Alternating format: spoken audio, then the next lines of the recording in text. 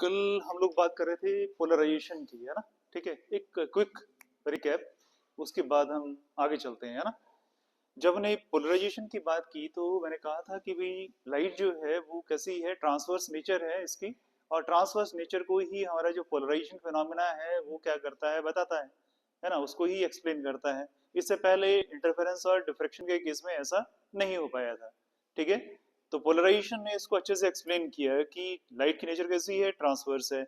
इसमें हमने एक बात की थी कि भाई जो हमारा ये इलेक्ट्रिक, और यहाँ पे कौन सा ये दिस वन जो ऑरेंज है ये इलेक्ट्रिक, और ये ब्लू वाला जो था that was your magnetic field vector, ये थे, है ना। और इनका मैंने कहा था कि this E is greater greater than B, बताने की जरूरत तो नहीं है। E by B equals to C by Maxwell's equations there, and reason being E equals to C times B, तो E का मैग्नीट्यूड ज्यादा है तो ऑब्वियसली हम किसकी बात करते हैं इसमें, इलेक्ट्रिक फील्ड वेक्टर की ही बात करते हैं, यही डोमिनेट करता है।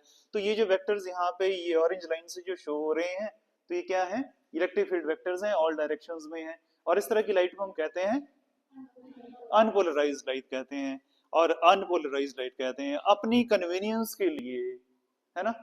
ठीक है, ताकि हम इस कॉन्सेप्ट को अच्छे से समझ सके, हमने क्या किया, इसमें सिर्फ दो ही डायरेक्शंस में लाइट को, वाइब्रेशंस को लिया है ना।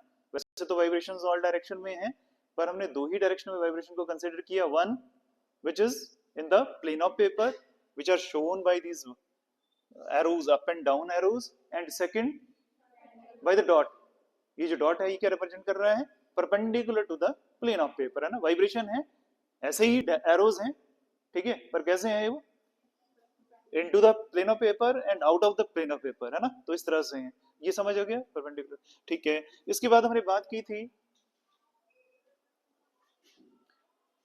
कि भाई एक क्रिस्टल लेते हैं, टॉर्मलाइन क्रिस्टल, ठीक है, और उसको कट करते हैं उसकी एक्सिस के अलोंग, ठीक है। और जब भी लाइट, अनपोलराइज लाइट को हम इसमें से पास करने की कोशिश करते हैं, तो ये क्या करता है, बाकी सारी वाइब्रेशंस को एब्जॉर्ब कर लेता है, सिर्फ उन वाइब्रेशंस को पास होने देता है जो इस एक्सिस के पैरेलल हैं, इसकी एक्सिस के पैरेलल हैं, है ना। तो यहाँ पे एक्सिस कौन सी है, A B is the axis, tourmaline crystal की एक्सिस कौन सी है, ए बी। इसके पैरेलल जो भी वाइब्रेशंस होंगी वही पास हो रही हैं, आप देखो, है ना। डॉट वाली तो नहीं हो रही है ना, जो उसके पैरेलल है, plane of, in the plane of the paper है, वही हो रही है, परपेंडिकुलर वाली पास नहीं हो रही है। तो ये वाला पोर्शन जो है ये आगे आप देखेंगे कैसी है, ये पोलराइज्ड लाइट है, कैसी लाइट है, पोलराइज्ड लाइट है। ठीक है, ये तो था concept of polarisation, means restricting your vibrations in a plane perpendicular to the direction of propagation of wave, that is called polarisation. Polarisation ये हमें पता है, लग गया है। उसके बाद हमने देखा इसको एक एक्सपेरिमेंट से इसको डेमोन्स्ट्रेट करने की कोशिश की कि एक्चुअल में पोलराइजेशन हो रही है या नहीं हो रही है, ट्रांसवर्स नेचर है या नहीं है। तो उसके लिए हमने क्या किया, instead of taking a single tourmaline crystal we took two tourmaline crystals there, ठीक है। दोनों की एक्सिस जब पैरेलल थी तो हमें जो लाइट इंटेंसिटी थी वहां पे मिल रही थी कुछ एनालाइजर के बाद, है ना। हमने उनको नेम दिए, पहले को नेम दिया पोलराइजर और दूसरे को एनालाइजर, क्योंकि पहले वाला पोलराइज कर रहा है और दूसरे वाले से हम उसको एनालाइज कर रहे हैं कि वो पोलराइज कर भी रहा है कि नहीं कर रहा है, इसलिए उसका नाम क्या दिया, एनालाइजर। इज इट ओके, ठीक है। और इस एनालाइजर को जब देखा, जब एक्सिस पैरेलल थी तो मैक्सिमम इंटेंसिटी हमें मिल रही थी, है ना। Maximum intensity means intensity after polarisation, पहले वाली की बात नहीं कर रहा हूँ, इंटेंसिटी आफ्टर पोलराइजेशन, पोलराइजर के बाद की इंटेंसिटी के बराबर की इंटेंसिटी बाहर मिल रही थी, है ना। जब इसको रोटेट करना शुरू किया तो हमने देखा कि वहां पे इंटेंसिटी कम हो रही है, इंटेंसिटी उसकी कम हो रही है। और जब ये दोनों की एक्सिस जो है, दोनों ही टॉर्मलाइन क्रिस्टल की एक्सिस जो है एक दूसरे के परपेंडिकुलर हो गई, तो उस केस में क्या हो गया, देयर वाज नो लाइट, है ना, नहीं थी ना लाइट, ठीक है। और इसी को एक्सप्लेन किया था फिर उसके बाद हमने किसके बेसिस के ऊपर, मेलिस लॉ के बेसिस के ऊपर, है ना। मेलिस लॉ ने क्या कहा कि भैया जो इंटेंसिटी है, इंटेंसिटी आफ्टर एनालाइजर, है ना, एनालाइजर के बाद की हम बात कर रहे हैं, that intensity will be proportional to square of cos of the angle between the axis of transmissions of polarizer and analyzer, analyser और पोलराइजर की जो एक्सिस हैं उनके बीच का जो एंगल है उसका कोसाइन ले लो और उसका स्क्वायर लो, उसकी प्रोपोर्शनल होगी इंटेंसिटी। इज इट ओके, उसको हमने फिर आगे वेरीफाई भी किया था, है ना। ये यहाँ तक क्लियर हो गया। इसके बाद हम बात करेंगे आज जो टॉपिक है कि भाई पोलराइजेशन के डिफरेंट मेथड्स हैं, है ना, अलग अलग मेथड्स हैं, उन मेथड्स को हम इस चैप्टर में डिस्कस करेंगे one by one, starting with, और मैं जो हूँ वो भूल गया हूँ पेन लाना quickly,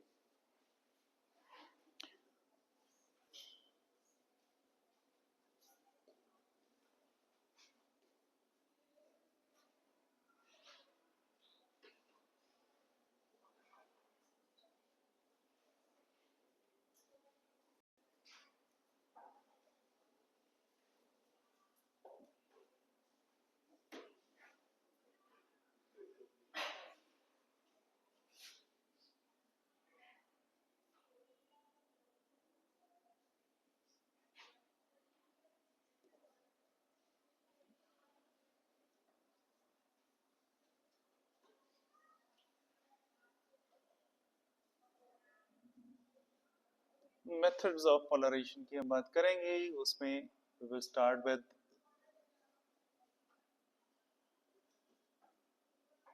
reflection, refraction, scattering, selective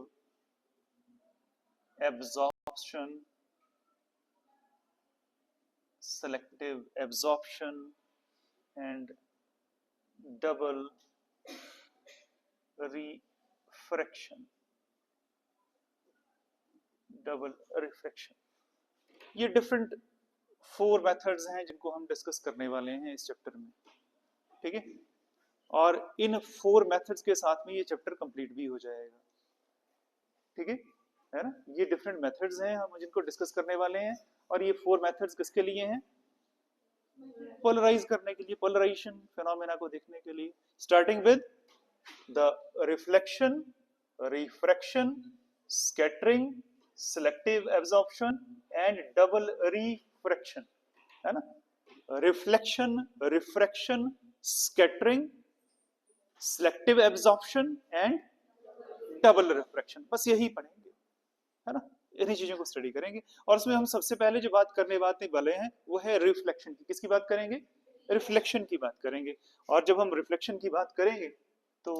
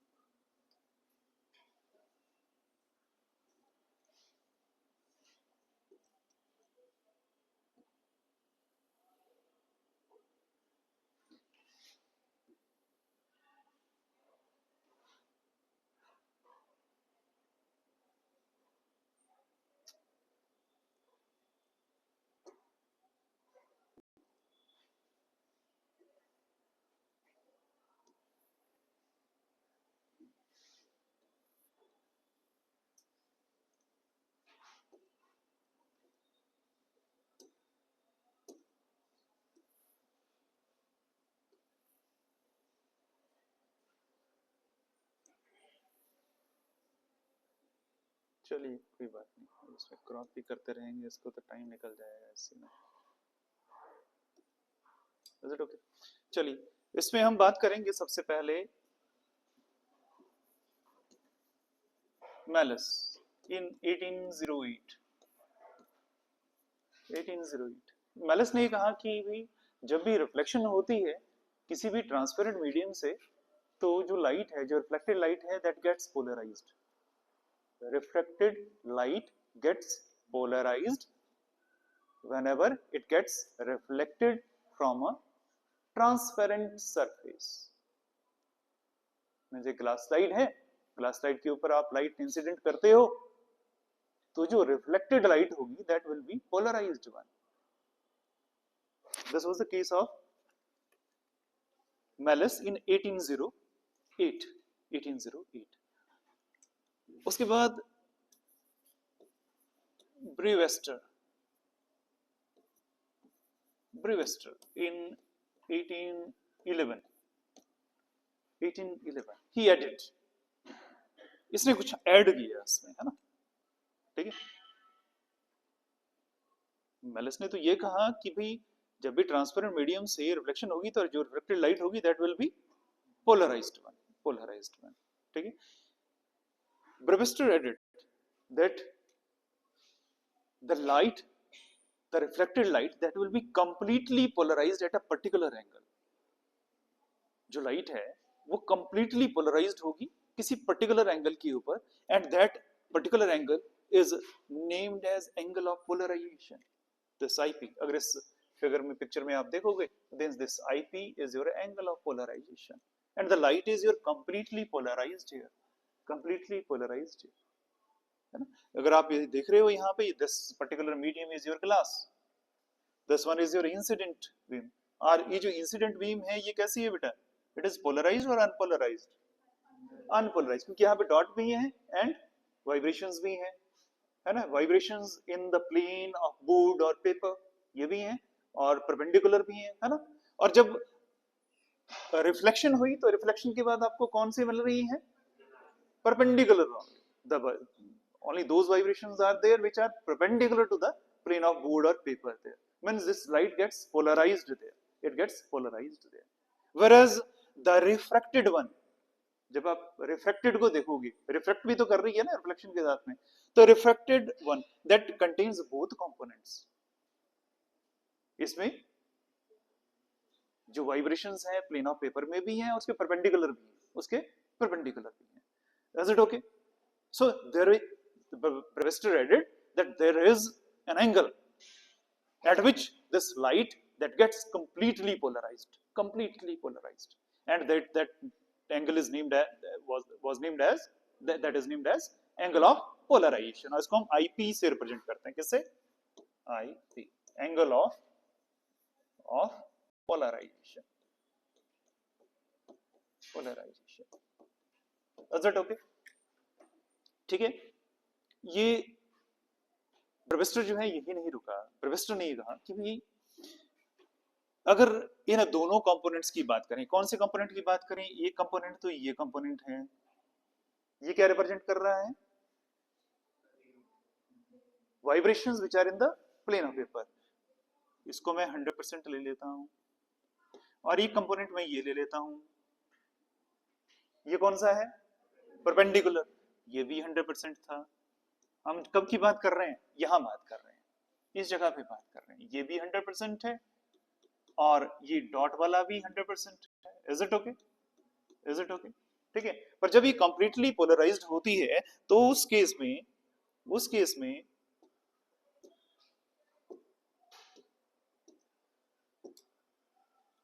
this completely polarized light that contains only 15% of its part,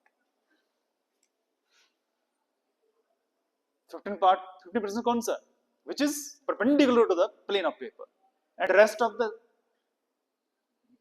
that appears in the refracted ray, that means ये जो refracted ray है, it contains this as 100% and the other one as 85%. Is it okay? ये चीज clear हो गई? ठीक है, ठीक है। तो मेलस ने तो सिर्फ यही कहा कि जो रिफ्लेक्टेड लाइट है वो पोलराइज्ड होगी। ब्रेविस्टर ने उसमें ऐड किया कि भाई एक एंगल ऑफ पोलराइजेशन है जिसके ऊपर ये कंप्लीटली पोलराइज्ड होती है, पर कंप्लीटली पोलराइज्ड होती तो है, पर इसमें जो कंपोनेंट इसमें आ रहा है वो कंपोनेंट कौन सा होगा? एक तो प्लेन ऑफ पेपर के परपेंडिकुलर वाला कंपोनेंट है, और दूसरा second, it contains only 15% of its part, 85% of its part that goes with the refracted light, तो रिफ्रैक्टेड जो लाइट है वो अनपोलराइज्ड है। वो कैसी है? अनपोलराइज्ड है, क्योंकि उसमें दोनों कंपोनेंट्स हैं, एक 100% है, दूसरा 85% है। Is it okay? ये क्लियर हो गया, ये चीज क्लियर हो गई, ठीक है। इसके बाद आगे चलते हैं और बात करते हैं, एक और इमेज में यहाँ पे इंसर्ट करता हूँ और इसके ऊपर भी डिस्कशन करते हैं।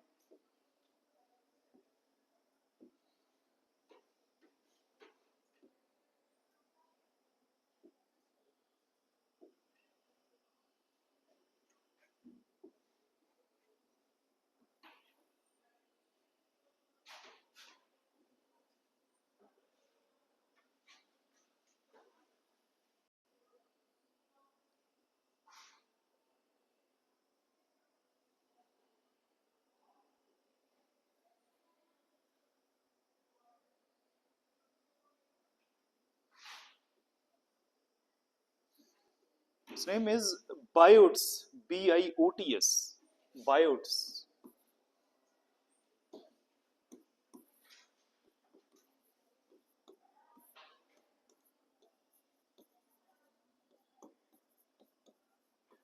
Polariscope, Biots Polariscope. ये जो बायट्स पेलरिस्कोप है ना, ये कुछ वैसा ही काम करता है जो काम हम टर्मलाइन क्रिस्टल के केस में हमने देखा है ना। टर्मलाइन क्रिस्टल्स हमने दो लिए थे, one was acting as polarizer, another one as analyzer. इसकी कंस्ट्रक्शन से पहले जो चीज समझने वाली है वो ये है कि अगर हम ग्लास प्लेट लेते हैं, अगर हम ग्लास प्लेट लेते हैं और ग्लास प्लेट के ऊपर अनपोलराइज्ड लाइट जो है इंसिडेंट करते हैं,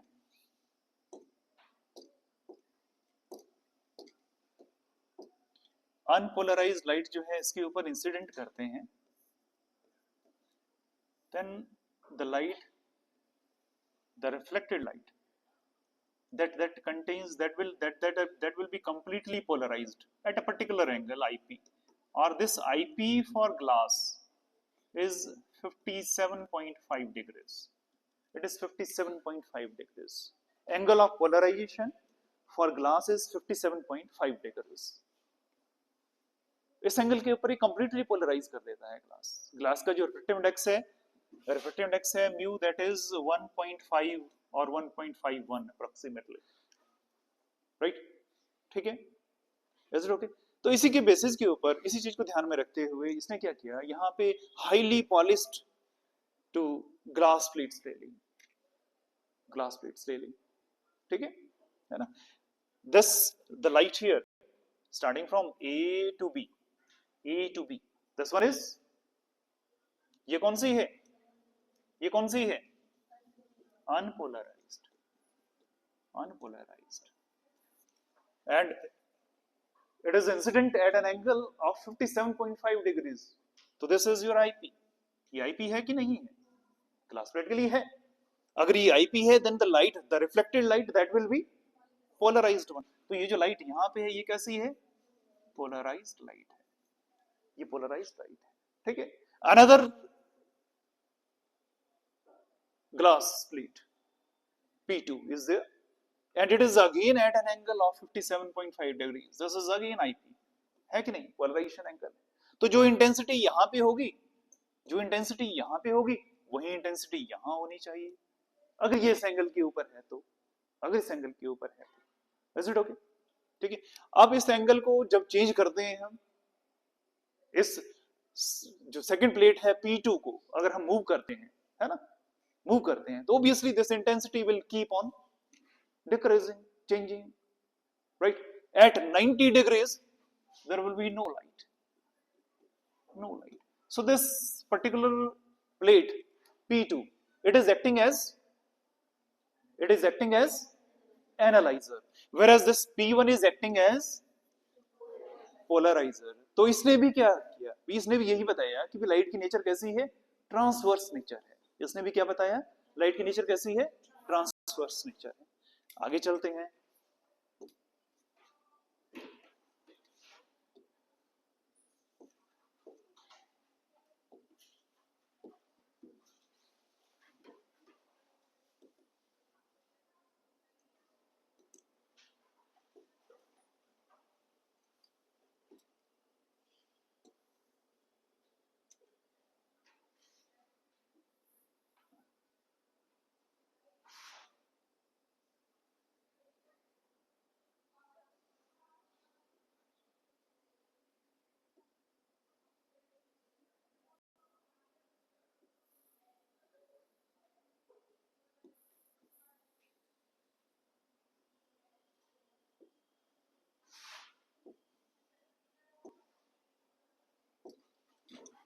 अब हम बात करते हैं ब्रेविस्टर्स लॉ। ब्रेविस्टर्स लॉ, ब्रेविस्टर ने बहुत सारे एक्सपेरिमेंट्स किए, अलग अलग मटेरियल्स पे एक्सपेरिमेंट किए, डिफरेंट मटेरियल्स पे एक्सपेरिमेंट किए, और डिफरेंट मटेरियल्स पे एक्सपेरिमेंट करके उसने एंगल ऑफ पोलराइजेशन मेजर किया। He measured angle of polarization for different materials, है ना? ठीक है, ग्लास ले लिया, वाटर ले लिया, उसी तरह कोई और मटेरियल ले लिया, ट्रांसपेरेंट मटेरियल ले लिया, और उनके ऊपर उसने क्या किया? बहुत सारे एक्सपेरिमेंट्स किए, ठीक है? And he measured angle of polarization for all of them, and he found, he observed that tan of angle of polarization that came out to be equal to a refractive index, and then this is the law, this is the law. बहुत सारे experiment किए, अलग अलग materials पे experiment किए, और उन experiments का जो रिजल्ट था, जब उसने उसको कंपाइल किया, उसने देखा कि भाई एक्चुअल में अगर हम tan of angle of polarization लेते हैं, then it came out to be mu. Mu is the refractive index के बराबर आ रहा है. ठीक है. एंड सेकंड ऑब्जर्वेशन सिर्फ यही नहीं थी, ये तो पहली ऑब्जर्वेशन थी. Second observation that the angle between this reflected and refracted ray that came out to be 90 degree at angle of polarization angle between reflected and refracted ray came out to be 90 degree. That was the right angle. This angle was 90. है कि नहीं? तो ये second observation, ये experimental observations हैं. ये बहुत सारे एक्सपेरिमेंट किए और ये ऑब्जर्वेशन निकल के आई. Is it okay? ये क्लियर है? ठीक है. अगर ऐसा है तो हम एक काम करते हैं, सबसे पहले तो इस एक्सपेरिमेंट के बेसिस के ऊपर इस लॉ तक पहुंचने की कोशिश करते हैं. किसके बेसिस पे? इस एक्सपेरिमेंट के बेसिस पे. और इस एक्सपेरिमेंट में भी कौन सी चीज लेते हैं, इस एंगल को लेके चलते हैं. वहां पे देखोगे आप, दिस पर्टिकुलर एंगल XOB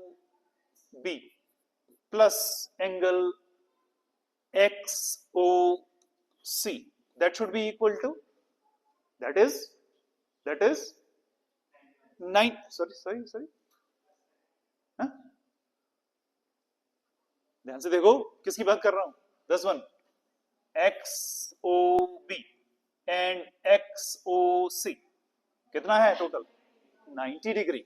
यही तो है ना, इस ऑब्जर्वेशन को लेके चल रहे हैं, सेकंड वाली ऑब्जर्वेशन को लेके चल रहे हैं, है ना. एक्सपेरिमेंटल ऑब्जर्वेशन सेकंड क्या थी कि रिफ्लेक्टेड और रिफ्लेक्टेड रे में डिफरेंस कितना है, एंगल कितना है, 90 डिग्री है. ये मान के चल रहे हैं. Is it okay? ठीक है.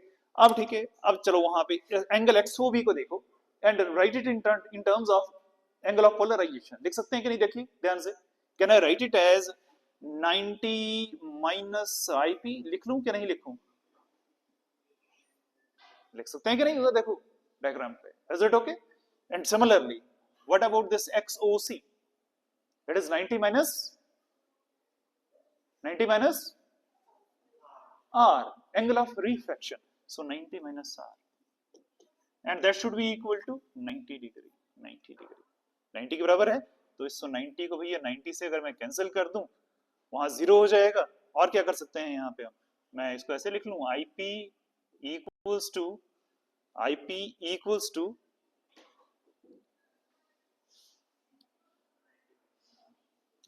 90 minus R. Is it okay? ऐसे लिख सकते हैं. ऐसे लिख सकते हैं. ठीक है. अच्छा, एक काम और करते हैं. स्नेल्स लॉ क्या कहता है? According to Snell's law, sine of angle of incidence to sine of angle of refraction, that should be equal to mu. उल्टा तो नहीं कर दिया मैंने इसको? 90 minus R. नहीं, उल्टा हो गया. This we need to substitute for R there. So can I write it? R इस तरफ ले आते हैं. R equals to 90 minus IP हो जाएगा. Is it okay? ठीक है भैया. हमें जो लॉ अगर करना है तो उसको that is in terms of, वो किस टर्म में है? IP के टर्म में है. तो 90 minus IP. Is it okay? ठीक है. Now substitute for this R in here. So can I write it as sine of IP over sine of 90 minus IP equals to mu? Is it okay? Or can I write it as sine of IP over cosine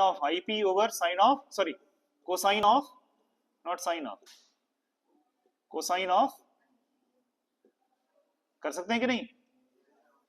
cosine of IP लिख सकते हैं कि नहीं? 90 minus IP is your cosine of IP equals to mu. What about this? बन गया हमारा law कि नहीं? tan of IP equals to mu. तो इसकी सेकंड ऑब्जर्वेशन से हमने पहले वाले निकाल ली, सेकंड वाली ऑब्जर्वेशन से हमने क्या कर लिया, पहले वाली जो ऑब्जर्वेशन थी वो हमने फाइंड आउट कर ली। Is it okay? ये क्लियर है? ये चीज क्लियर है? ठीक है। और क्या कर सकते हैं इसमें? चलिए ट्राई करते हैं।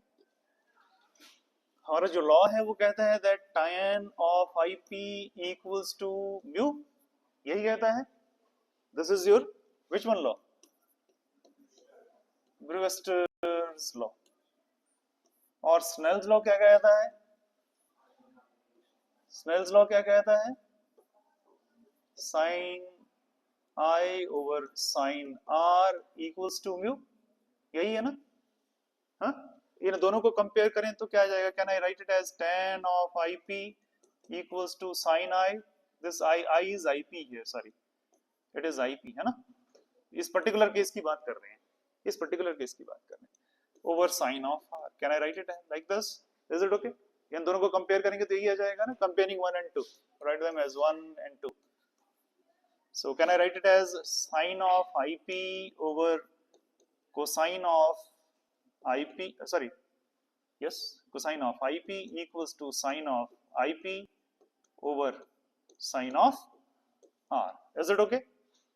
ये ठीक है? ये ठीक है? साइन ऑफ IP से साइन ऑफ IP कैंसिल हो जाएगा, क्रॉस मल्टीप्लाई करेंगे तो sine of R equals to,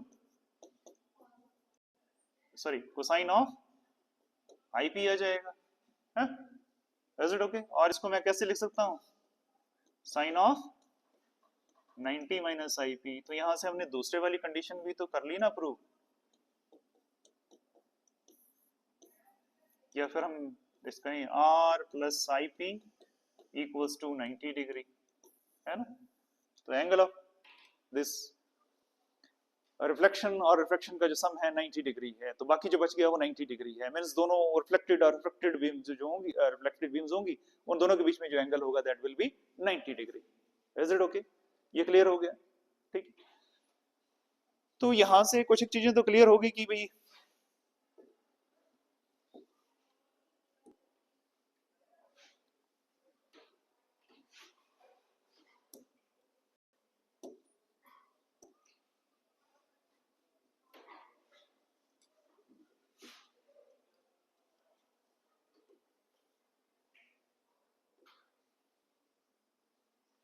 ये अपने दिमाग में रख लेना, कई बार पूछ लेते हैं छोटी सी चीजें, तो इसको हम कहाँ कहाँ यूज कर सकते हैं?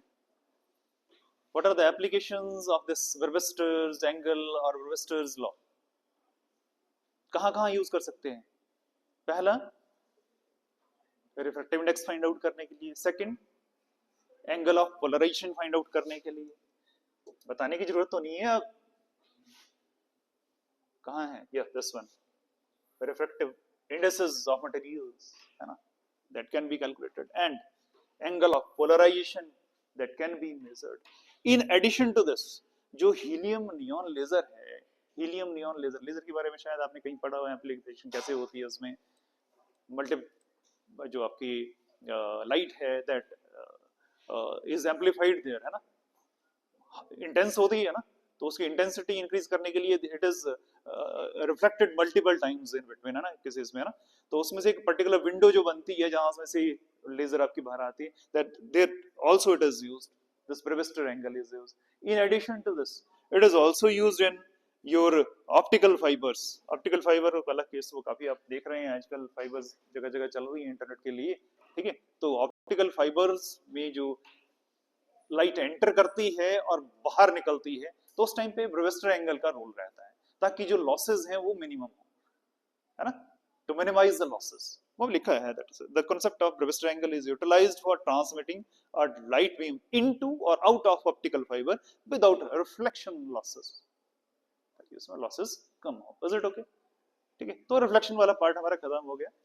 रिफ्रैक्शन का जो पार्ट है वो हम नेक्स्ट लेक्चर में लेंगे। Is it okay? ऐसे सिंपल सिंपल सा है, इसमें कुछ नहीं है ज्यादा। Is it okay?